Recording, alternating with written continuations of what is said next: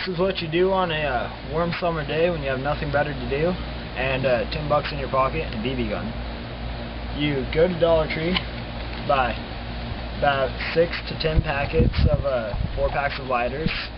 Then you run to IKEA and you buy a bunch of tea lights. You can get a 100 pack for $4, or any other little store you can get tea lights.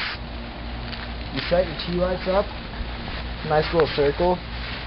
Use about 8 tea lights, just spread them 6 inches away from the lighter all the way around.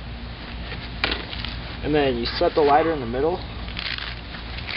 And the key to this is, for the best explosion, you're going to want to take the cover off of the lighter. So just bend the metal back and set it right back in the middle.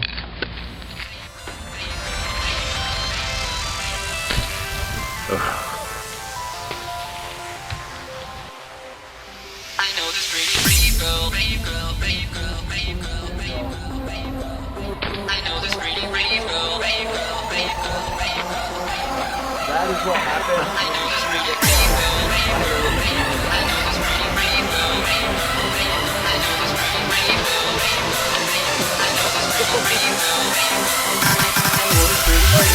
Always in my head,